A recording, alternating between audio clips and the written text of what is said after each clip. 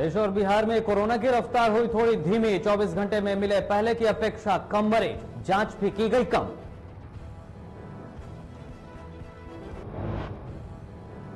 बिहार में बढ़ते कोरोना के रफ्तार को लेकर पटना हाई कोर्ट हुआ सख्त। सरकार से पूछा लॉकडाउन लगाएंगे या नहीं, सरकार को आज देना है जवाब। नालंदा में आंधी के कारण गिरी दीवार, एक महिला की दीवार गिरने से हुई मौत, कई घरों को भी हुआ नुकसान। और रोहतास में शादी समारोह में नहीं हो रहा कोरोना गाइडलाइन का पालन। बार बलाओं के डांस देखने के लिए भारी संख्या में जुट रही है भीड़, प्रशासन नहीं दे रहा ध्यान।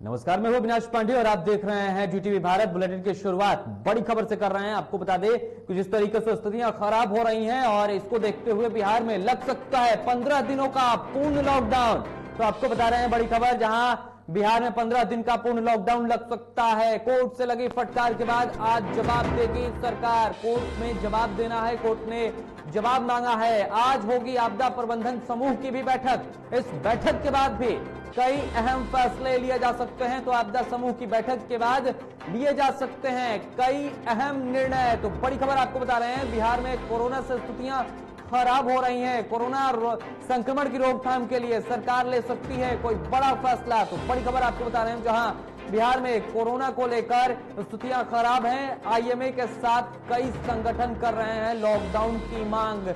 तो लगातार मांग उठ रही है और बिहार में लग सकता है 15 दिनों का पूर्ण लॉकडाउन। ऐसी खबरें निकलकर सामने आ रही है और आज कोर्ट से लगी फटकार के बाद सरकार को कोर्ट में जवाब देना है। तो बड़ी खबर आपको बता रहे हैं, जहां आज आपदा प्रबंधन समूह की भी बैठक सीएम नीतीश कुमार के साथ होने जा रही है और इस बैठक के बाद कोई बड़ा निर्णय लिया जा सकता है। कई अहम फैसले लिए जा सकते हैं क्योंकि लगातार कोरोना से स्थितियां खराब हो रही हैं और कोरोना संक्रमण की रोकथाम के लिए सरकार कोई बड़ा फैसला ले सकती है। और इस खबर पर अधिक जानकारी के साथ हमारे संपादक राजेश हमारे साथ फोन लाइन पर जुड़े हुए हैं। राजेश, 15 दिनों तक के लिए लॉकडाउन लग सकता है, क्या कुछ खबरें निकल कर आ रही हैं? क्योंकि हाईकोर्ट ने भी फटकार लगा दी है। बिल्कुल, अब बिहार सरकार के पास कोई विकल्प नहीं है, जिस तरह से केंद्र सरकार के पास कोई विकल्प नहीं है। सुप्रीम कोर्ट भी लगातार केंद्र सरकार पर सवाल खड़ा कर रही है, एक्शन प्लान मांग रही है। वहीं पर बिहार सरकार से भी लगातार पटना हाईकोर्ट ने कर सकते हैं तलब किया है। पटना हाईकोर्ट ने एक सवाल खड़े किए हैं और जानने की कोशिश की है कि आप बताइए कि आपके पास प्लान क्या है। लेकिन पूरे हालात को देखा जाए, जिस तरह से सख्त टिप्पणी आप कर सकते हैं पटना हाईकोर्ट का है, उन्होंने साफ कहा कि आपके पास कोई प्लान नहीं है, ना ऑक्सीजन का प्लान है, ना दवा का प्लान है, ना बेड का प्लान है। कैसे अगर दवा आएगा तो कैसे आप लोगों तक पहुंचाएंगे? ऑक्सीजन जो अगर केंद्र आपको दे रही है तो वो कैसे आप पहुंचाएंगे? तो ये तमाम प्लान को लेकर हाईकोर्ट ने बिहार सरकार से सवाल पूछा है कि अब आप करेंगे क्या? अगर आप नहीं करते हैं तो हम आज लॉकडाउन लगा देंगे। वैसे स्थिति में खबर ये है, अब से कुछ ही देर के बाद मुख्यमंत्री भी एक हाई लेवल मीटिंग करने वाले हैं, जिसमें क्राइसिस मैनेजमेंट की एक बैठक होगी। क्योंकि आपको बता दें, क्राइसिस मैनेजमेंट ही पूरी स्थिति को यहाँ बिहार में देख रहा है। तो वैसे में एक मीटिंग होने वाली है। कल भी मुख्यमंत्री ने तमाम जिले के जिलाधिकारियों से बात की थी और उसके बाद उन्होंने एक मैसेज दिया था कि किसी भी कीमत पर कोरोना के मामले में कोई कोताही बर्दाश्त नहीं की जाएगी। लेकिन ये 20 बार कह चुके हैं। सवाल जो सबसे बड़ा अविनाश बुनियादी सवाल है और लगातार हम लोग दिखा भी रहे हैं कि आप निर्देश तो दे रहे हैं, लेकिन उस निर्देश का असर क्या होगा? क्योंकि आपके पास न व्यवस्था है, न डॉक्टर है, न वैज्ञानिक है, न नौकरशाह की कोई एडवाइजरी कमेटी तक अभी तक आपने नहीं बनाई है। ये बड़ा दुखदायी स्थिति है कि 1 साल से बिहार पूरी तरह से कोरोना की चपेट में है और जिस तरह से हर चीज की कोई भी मामला ऐसा आता है तो एडवाइजरी कमेटी बनती है, लेकिन अभी तक एडवाइजरी कमेटी का भी गठन बिहार सरकार ने नहीं किया है। तो ये एक बड़ा विषय है। और वैसे हालात में जब आपके पास कमेटी नहीं है, उसका क्या प्लान होगा, कैसे आप करेंगे, तो कैसे काम होगा? अच्छा राजेश, एक सवाल ये उठता है कि जिस तरीके से स्थितियां हैं, आईएमए के साथ साथ कई ऐसे संगठन हैं जो लगातार ये कह रहे हैं कि नहीं, कुछ दिनों तक के लिए तो पूर्ण लॉकडाउन लगना ही चाहिए। फिर सरकार क्यों नहीं सुन रही है? फिर सरकार आखिर ऐसी क्या उसकी भी प्रस्तुतियां हैं कि वो इस पर काम नहीं कर पा रही? देखिए, आपको याद होगा पहली बार जब लॉकडाउन लगा, केंद्र सरकार के द्वारा लगाया गया, तो वो बिना किसी से राय लिए हुए अचानक उन्होंने लॉकडाउन लगाया और उसका खामियाजा पूरे देश ने भुगता।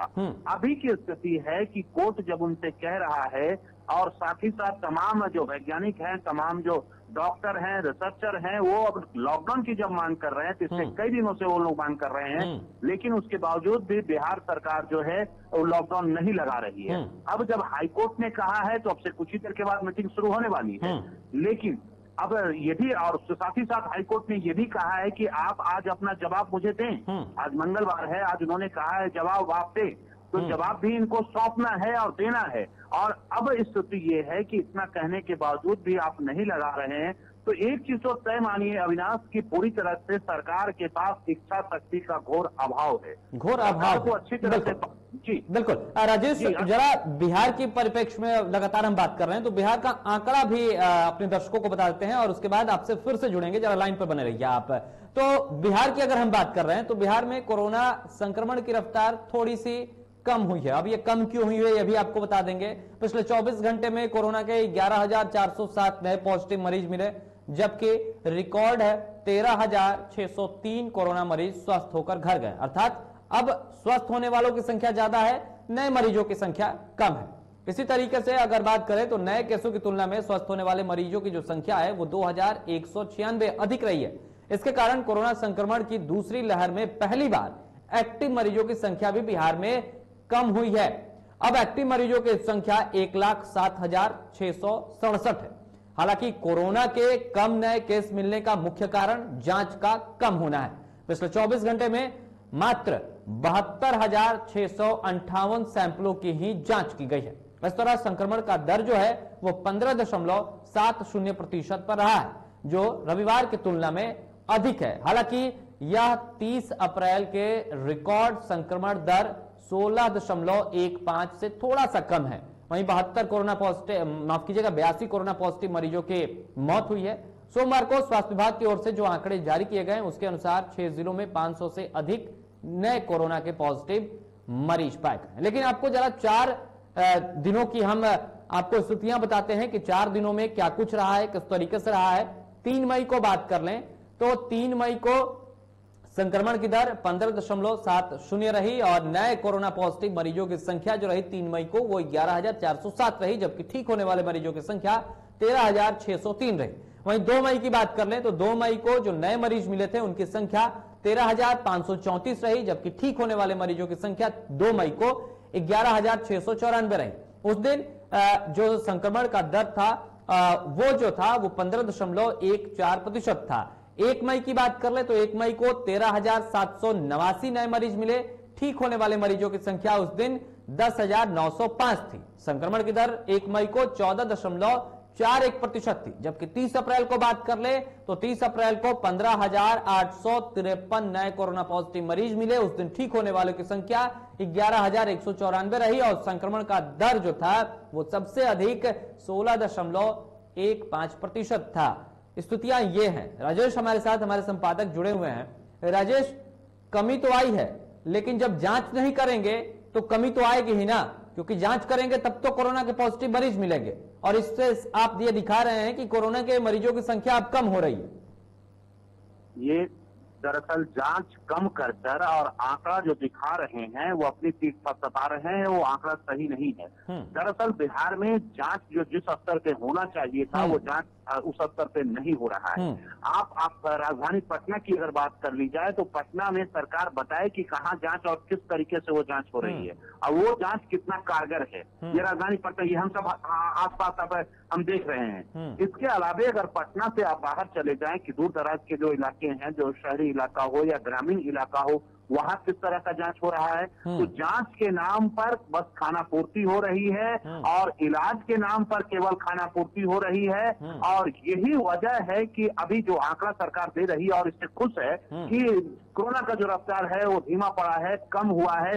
सच्चाई ये नहीं है, कम नहीं हुआ है। हालात पूरी तरह से बद से बदतर हो गए हैं। आप ये कहें कि आप सरकार के हाथ से पूरी तरह से ये व्यवस्था निकल चुकी है और ये अगर ये हालात जो हैं ये इतने चिंताजनक है। आप जरा कल्पना कीजिए ना कोर्ट कह रहा है कि अभी तक अगर इस तरह की कोई भी आपदा राज्य में या देश में आती है तो एक वार रूम का गठन किया जाता है। सरकार ने अभी कोई वार रूम नहीं बनाया है, कोई एडवाइजरी कमेटी नहीं बनाई है। केंद्र सरकार 194 एमटी ऑक्सीजन सप्लाई की है बिहार सरकार को, और ये बिहार सरकार क्या कर रही है, 160 एमटी ऑक्सीजन ही रोजाना उठाव कर पा रही है।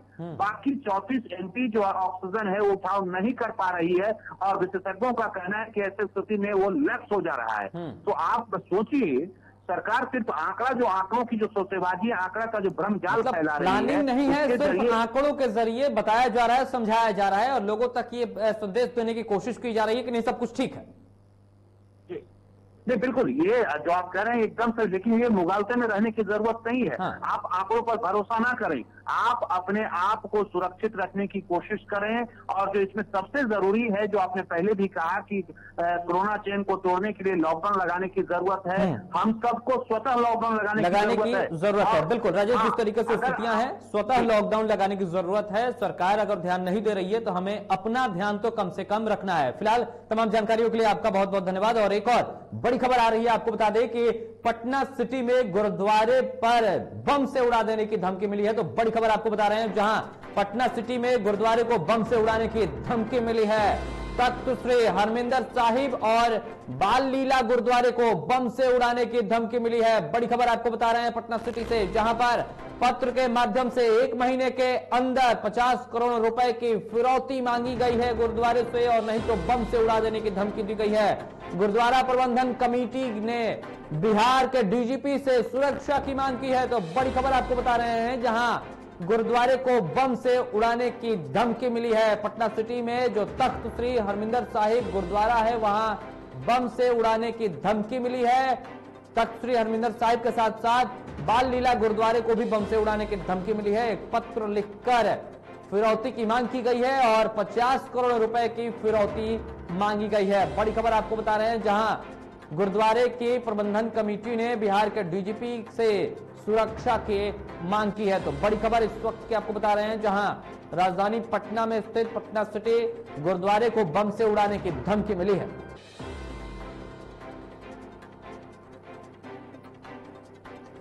तो तख्त श्री हरमिंदर साहिब और बाल लीला गुरुद्वारे को बम से उड़ाने की धमकी मिली है। आपको बता दें कि स्थितियां बेहद वहां की नाजुक है। वहां जो प्रबंधन कमेटी है, उन्होंने बिहार के डीजीपी से सुरक्षा की मांग की है। 50 करोड़ रुपए की फिरौती मांगी गई है पत्र लिखकर, और इसके बाद उस पत्र के जरिए बम से उड़ाने की भी धमकी दी गई है।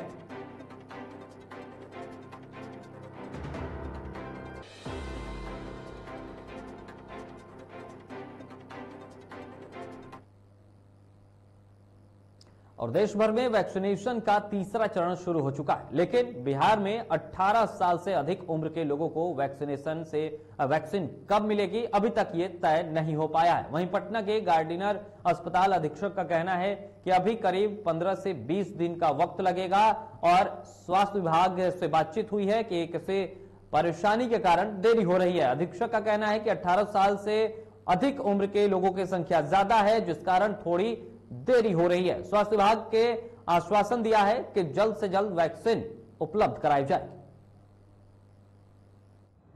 जैसे कि पहले बताया गया था कि 18 के ऊपर की उम्र को 1 तारीख से स्टार्ट किया जाएगा, लेकिन कुछ प्रॉब्लम्स आ रही हैं मैनेजमेंट की साइड से, और क्योंकि इसमें एक बहुत बड़ा ग्रुप है, ये 18 से 45 साल का बहुत बड़ा ग्रुप है, और उन सबको प्रॉपर्टी देने के लिए थोड़ा सा स्ट्रीमलाइन करना बहुत ज़रूरी होता है, और वही सब काम चल रहा है। और हम उम्मीद करते हैं कि ये बहुत जल्द हो सकता है कि 15 से 20 दिन के अंदर ही वो स्टार्ट हो। और बिहार में तेजी से फैल रहे कोरोना संक्रमण ने जहां एक और कोहराम मचा रखा है, तो वहीं दूसरी तरफ सरकार ने बढ़ते कोरोना मरीजों और अस्पतालों के बेडों की कमी को देखते हुए पटना के कंकड़बाग स्थित पाटलिपुत्रा स्पोर्ट्स क्लब को कोरोना के मरीजों के उपचार के लिए सोमवार से शुरू किया गया है। बता दें आपको कि यहां पर 110 बेडों की अस्थायी रूप से कोविड संक्रमित मरीजों के लिए व्यवस्थाएं की गई हैं, जिसका निरीक्षण करने के लिए स्वास्थ्य विभाग के प्रधान सचिव प्रत्यय अमृत अपने दलबल के साथ पहुंचे और वहां का जायजा लिया।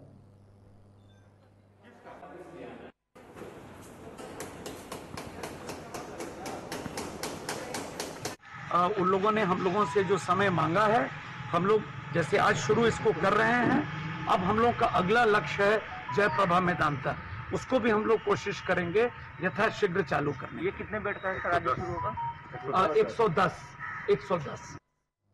वहीं लोजपा नेता चंदन सिंह ने बिहार के स्वास्थ्य व्यवस्था पर सवाल खड़े किए हैं। उन्होंने कहा है कि मुख्यमंत्री को सब पता है, लेकिन कोई स्वास्थ्य व्यवस्था को ठीक नहीं किया जा रहा है। वहीं सरकार पर निशाना साधते हुए उन्होंने कहा कि जब चिराग पासवान आवाज उठाते हैं तब उनकी आवाज दबा दी जाती है। बिहार में राज्य सरकार पूरी तरीके से फेल कर गई है कोरोना पे। सरकारी अस्पताल में बेड की बहुत भारी कमी है, ऑक्सीजन मिल नहीं रहा है, जनता त्राही त्राही करके अपने प्राण की आहुति दे रही है। शमशान घाट पे लकड़ी भी समाप्त हो चुका है। बिजली पे लाश को एन क्रेन प्रक्रेन किसी तरीके से जलाया जा रहा है। नीतीश कुमार इस घटना को बहुत महीन तरीके से छुपाने का प्रयास अपने आईएएस अफसरों के द्वारा करवा रहे हैं। और कोरोना महामारी के कारण देश कठिनाइयों से गुजर रहा है, लोगों की मौत हो रही है और वहीं सरकार की व्यवस्थाओं से आम जनता खुश नहीं है।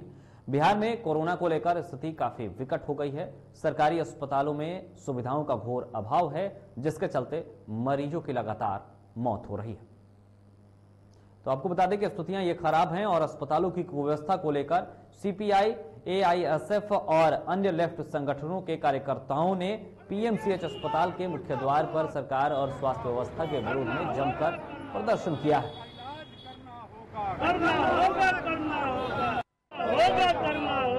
अस्पतालों की व्यवस्था नहीं सहेंगे। बहुत सारे लोग मर रहे हैं और यह सरकारी कुव्यवस्था की वजह से ज्यादा लोग शिकार हुए हैं। कोरोना से ज्यादा हत्यारी यह सरकारी कुव्यवस्था है। देश के अंदर में केरला मॉडल भी है, केरला के अंदर भी कोरोना का प्रभाव था, लेकिन वहां की सरकार ने बहुत हद तक नियंत्रित कर लिया। इसी तरह का चाहिए कि पूरे देश के अंदर में केरला मॉडल को लागू किया जाए और सख्ती के साथ अगर इस तरह का किया जाता है तो निश्चित तौर पर इस कोरोना जैसी महामारी से लड़ी जा सकती है। आईएसएफ, एआईवाईएफ के तत्वाधान में जो आज हम लोग जो बदहाल पटना पीएमसीएच जो ऑक्सीजन के बिना मर रहे हैं मरीज, उनके साथ सही इलाज नहीं हो रहा है, उनकी व्यवस्था नहीं हो रही है, तो हम लोग जो आज से प्रोग्राम चालू किया हूं कि व्यवस्था को बदलो। कोरोना संक्रमण तेजी से बढ़ रहा है, जिसका असर मजदूरों पर भी देखने को मिल रहा है। इस महामारी की वजह से दिल्ली सहित अन्य राज्यों से मजदूरी करने गए मजदूरों को वहां काम नहीं मिलने से वो अपने घर वापस लौटने लगे हैं। इसी कड़ी में बाहर से सहरसा आ रहे जो मरीज हैं, अन्य राज्यों में काम नहीं मिलने के कारण वो अपने घर लौट रहे हैं और इसका जायजा हमारे सहयोगी मंटू ने सहरसा रेलवे स्टेशन पर लिया। दिल्ली में लॉकडाउन लग गया था, सबकी राशन के सामान तो महंग हो गया था, इसीलिए हम चल आए। काम चल रहा था, काम तो बंद करा दिया ना। अच्छा। हाँ, सरकार ने काम बंद करा दिया, तो इसीलिए हम चल आए आराम से। होता है ना कि जी मजदूर थे। बेगूसराय सदर अस्पताल में कोरोना मरीजों के इलाज में लापरवाही का मामला सामने आया है। वहीं मरीज के परिजनों को सही जानकारी नहीं देने की शिकायत पर सदर एसडीपीओ संजीव चौधरी ने सदर अस्पताल पहुंचकर इसका जायजा लिया। बता दें आपको कि सदर एसडीओ ने सदर अस्पताल के निबंधन काउंटर समेत कई काउंटर पर पहुंचकर स्वास्थ्य कर्मियों से जानकारी ली और सख्त हिदायत दी है, ताकि जो भी कोविड के पेशेंट आ रहे हैं उनके साथ प्रॉपर जो व्यवहार होना चाहिए वो हो। साथ साथ ये किसी प्रकार की ये शिकायत नहीं आए कि किसी को यहाँ से अनावश्यक रूप से लौटा दिया गया। तो यहाँ पे यही निरीक्षण किया गया। निरीक्षण में पाया भी कि प्रॉपर जाँच भी हो रहा है और जिनको ये लगता है कि हमारे पास सदर अस्पताल के साथ साथ क्योंकि हमारा इंजीनियरिंग कॉलेज में भी सेंटर है, साथ साथ कोविड केयर सेंटर है, साथ साथ बलिया, तो ये लोग प्रॉपर कोई भी मरीज आते हैं तो उसका जांच करके और जो उसकी स्थिति होती है उसके अनुसार। उधर लखीसराय जिले के सदर अस्पताल में ऑक्सीजन के अभाव में 2 लोगों की मौत हो गई है। वहीं इस घटना के बाद मृतक के परिजनों ने डॉक्टर पर लापरवाही का आरोप लगाया और उनके अनुसार कोरोना मरीज की हालत लगातार बिगड़ रही थी, बावजूद इसके उन्हें ऑक्सीजन मुहैया नहीं कराया गया, जिसकी वजह से उनकी मौत हो गई।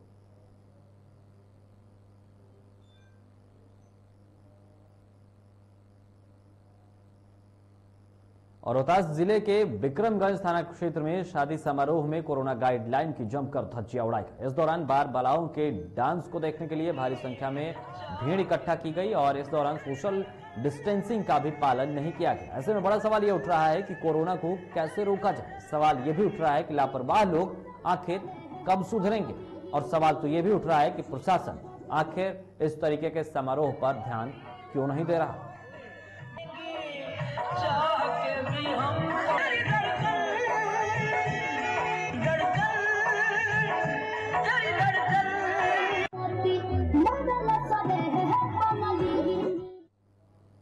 और झारखंड के झरिया बाजार में लगातार दुकानदारों के द्वारा कोरोना गाइडलाइन का उल्लंघन किया जा रहा है, जिसकी सूचना मिलते ही थाना प्रभारी ने मौके पर पहुंचकर गाइडलाइन का उल्लंघन करने वालों को पकड़ा और सख्ती दिखाई है। आपको बता दें कि इस दौरान पूजा पट्टी में दुकानदारों के साथ झरिया थाना प्रभारी पंकज झा की नोकझोंक भी हुई और कई दुकानदारों को हिरासत में भी लिया गया है।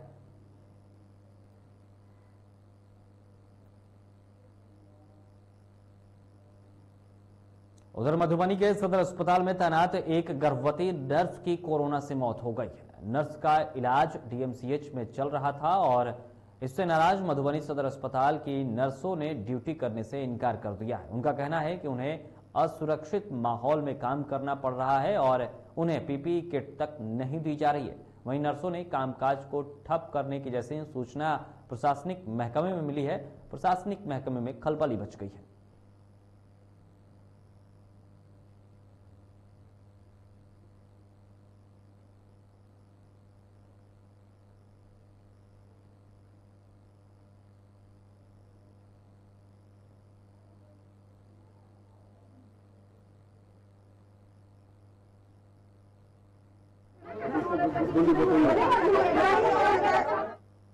रोहतास जिले के सासाराम सदर अस्पताल में कोविड मरीजों के परिजनों ने जमकर हंगामा किया है। दरअसल अस्पताल में एक कोविड मरीज की मौत होने के बाद मरीज के परिजनों ने वहां पर जमकर हंगामा किया और ऑक्सीमीटर प्लस रीडर मशीन को भी तोड़ दिया है।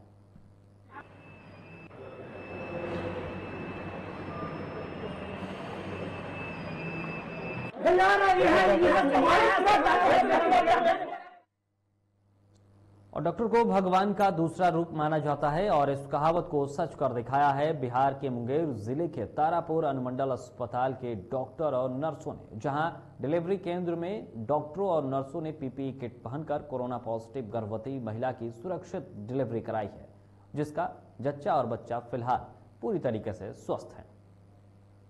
महिला बबीता कुमारी जो कि लखनपुर की है, तारापुर के पास में है, वो प्रसव पीड़ा में वो आई यहाँ और मेरे यहाँ की जो जीएनएम है रेणु सिस्टर और अनीता सिस्टर दोनों मिलकर के पीपीई की प्रोटोकॉल को पूरा मेंटेन करते हुए उसका जांच की और जो उसके लिए अलग से वार्ड बनाया गया है उसमें जाकर उनका डिलीवरी भी बिल्कुल नॉर्मल हुआ और दोनों मां और बच्चा दोनों सुरक्षित है। भारत नेपाल सीमावर्ती क्षेत्र रक्सौल में ऑक्सीजन गैस की कालाबाजारी के खिलाफ प्रशासन ने कार्रवाई करते हुए शहर से 39 गैस सिलेंडर जब्त किए हैं, जिसमें 17 गैस सिलेंडर भरा हुआ था। आपको बता दें कि प्रदेश में प्राणवायु गैस की किल्लत देखते हुए सरकार ने औद्योगिक क्षेत्रों में प्रयोग होने वाली ऑक्सीजन की आपूर्ति पर रोक लगा दी है और इसके बाद शहर में ऑक्सीजन सिलेंडर की भरमार और भंडारण की सूचना के बाद एसडीएम आरती के निर्देश पर विभिन्न जगहों पर छापेमारी की गई, जिसमें 39 ऑक्सीजन सिलेंडर बरामद किए गए।